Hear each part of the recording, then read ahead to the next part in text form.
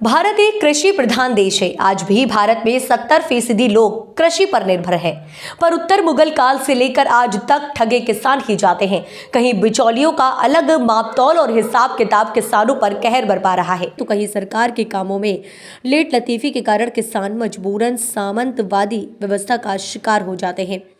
खरीफ की फसल का सही समय पर सरकार द्वारा भुगतान न होने और रबी की फसल बोने की जल्दबाजी के लिए किसान बिचौलियों को सस्ते दाम पर ही अपना धान बेच देते हैं। जिले के किसान खुले बाजार में धान बेचने को विवश हो रहे हैं।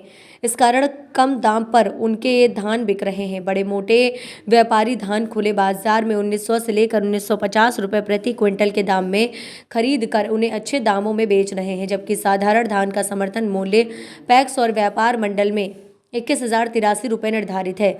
रबी की बुआई के लिए किसानों को तत्काल पैसे की जरूरत ने मजबूर कर दिया है। इन दिनों समिति में नमी के कारण धान की खरीदारी में बाधा आ रही है। सामान्य रूप से अभी धान में 19 से 20% तक नमी है, जबकि समितियां 70% तक की नमी रहने पर ही धान खरीदी करती हैं। जबकि समितियां 17% तक की नमी रहने पर ही धान की खरीदारी करती हैं। वैसे भी समितियों में धान का भुगतान पाने में अलग ही झंझट है। किसान इन सारी परिस्थितियों में बाजार का ही सहारा ले रहे हैं। बिचौलिए डोर टू डोर किसानों के संपर्क में हैं और किसान के ज़्यादा देर इंतजार नहीं की स्थिति को भांप उनकी उपज कौड़ी के भाव खरीद रहे हैं।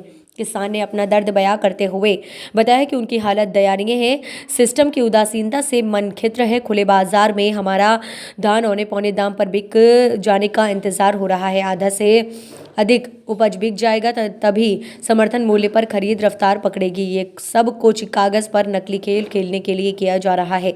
आखिरी समय में तेज रफ्तार से कागजी खरीद और भुगतान के साथ साथ खरीद का लक्ष्य पूरा कर लिया जाएगा। किसानों ने कहा कि आखिर हर हाल साल देर क्यों होती है? सिस्टम पिछले ये त्रुटियों से सबक लेकर खरीद में सुधार क्यों नहीं लाता है?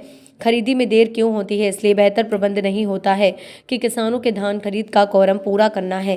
धान खरीद की प्रक्रिया में सिस्टम की चींटी चाल ने किसानों को ऐसा झटका दिया है कि उनकी माली हालत खराब होती जा रही है। ऐसे में न्यूनतम समर्थन मूल्य पर धान खरीदी का कोरम जरूर शुरू हुआ है, लेकिन ज़रूरत के मद्देनज़र मेहनत को खुले बाजार में नीलाम करने को किसान लाचार हो गए हैं।